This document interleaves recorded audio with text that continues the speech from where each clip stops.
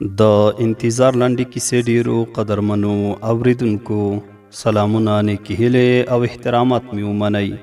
قدرمنو اوریدونکو، د انتظار لنډې کیسې دوهمې خوندورې او له درده ډکې برخې ته مو زه سمیع الله ایوبي هرکلی کوم. دا هم تاسې او دا هم د انتظار لنډې کیسې دوهمه برخه. امید لرم چې دغه خوندوره برخه تر پایه پورې راسره واورئ. لیکوال سمیع الله ایوبي.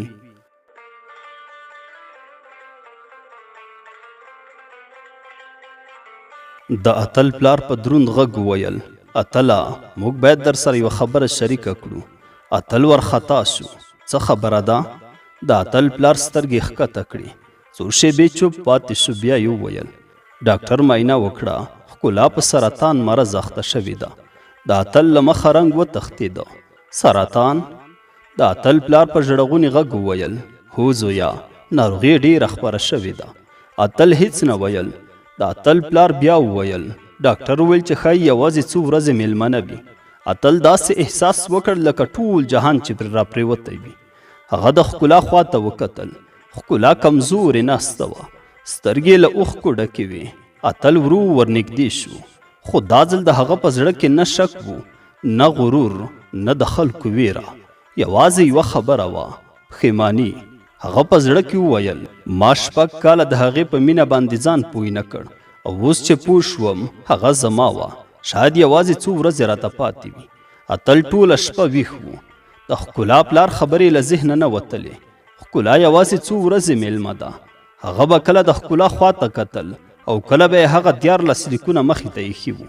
هر لیک به یې بیا بیا لوسته. په هره کرښه کې د هغې مینه لیدله.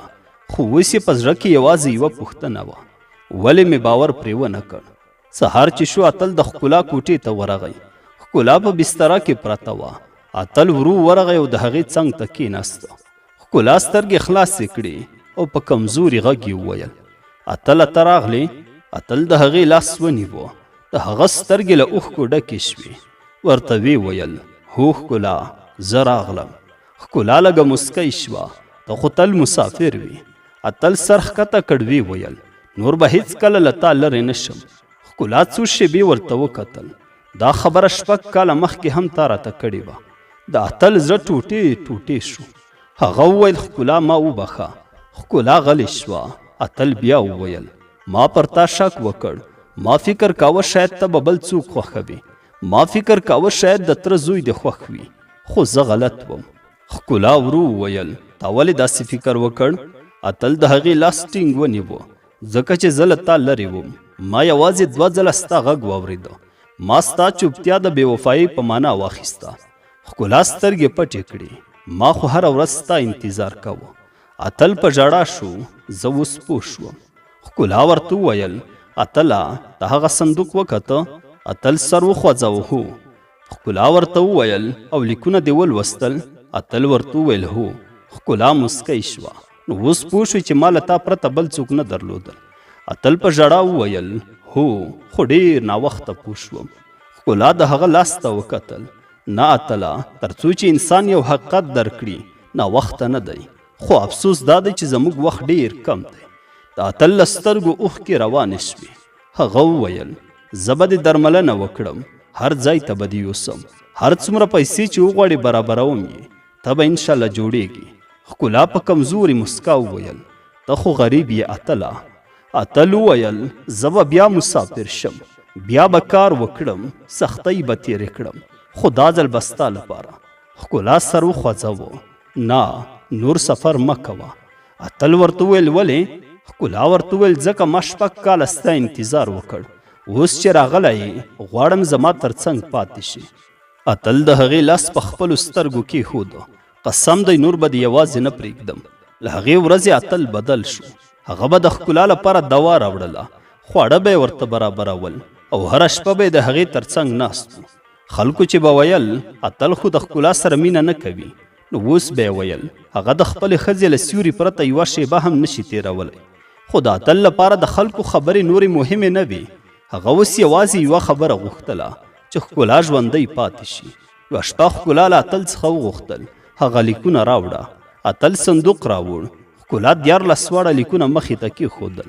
هغې وویل یو یو یې راته ولوله. اتل لومړی لیک پرانیست، لوستل یې پیل کړل. ښکلا سترګې پټې کړې. د اتل غږ ولړزېده. دویم لیک، دریم او تر 14مه پورې.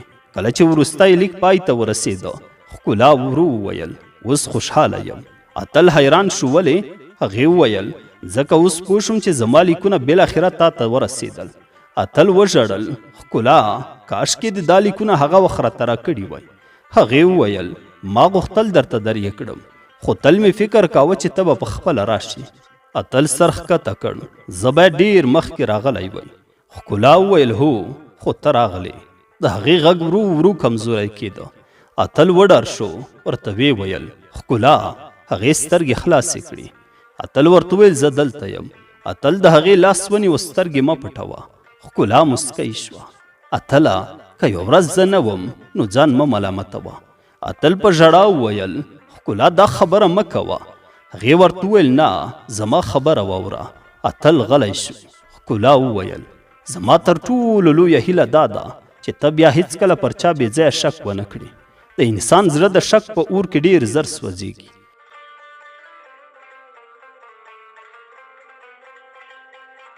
اتل سر وخوځاوه. زه به یې هیڅکله هیر نه کړم.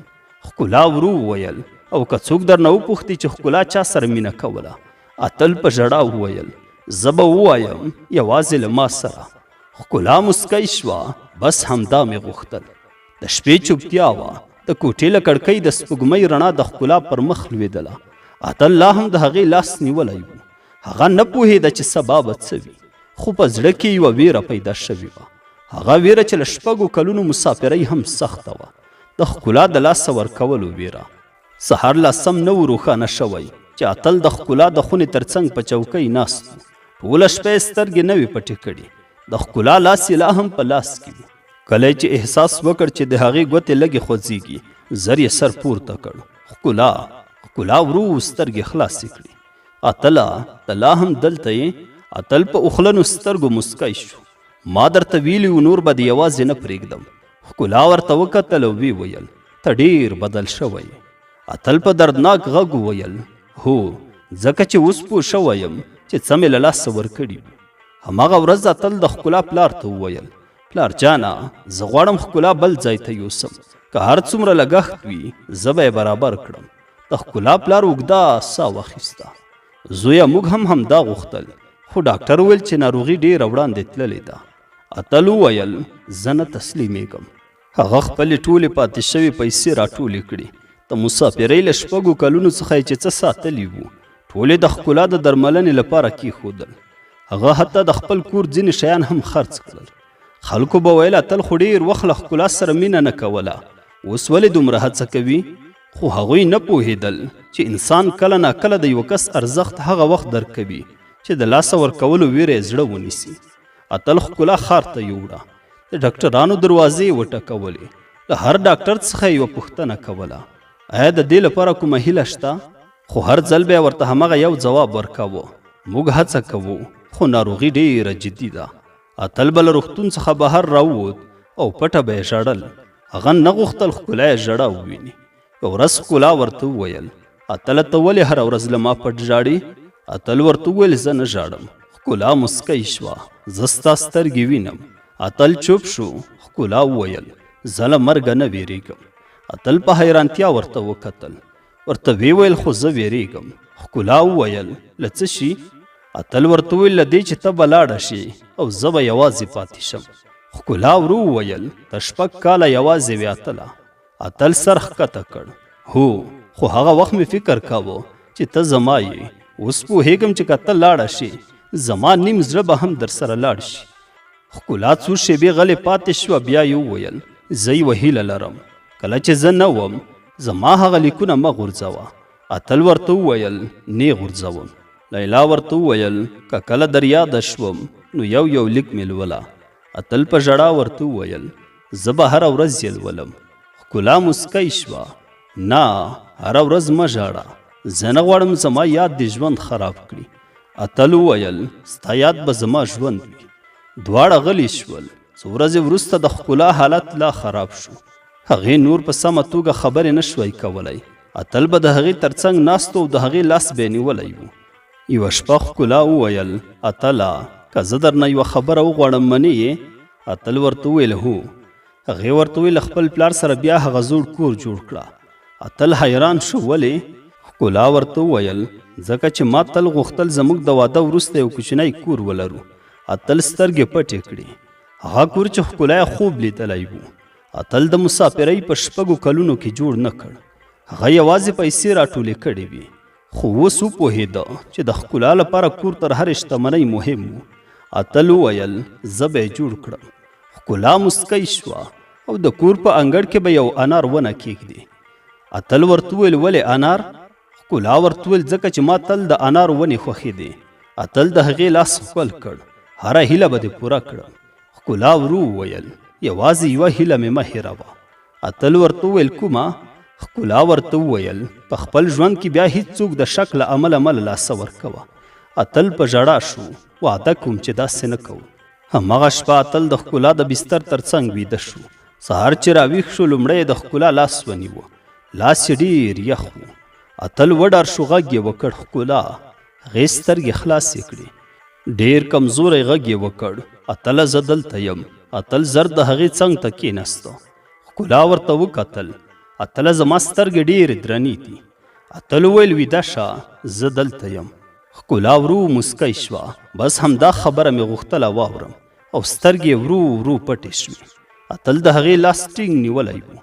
د هغه په زړه کې یوه هیله لا هم ژوندۍ وه. شاید سبا به ښه شي. خو هغه نه پوهېده چې د ښکلا د ژوند تر ټولو مهمه شیبه لا څو ساعته وروسته راتلونکې ده.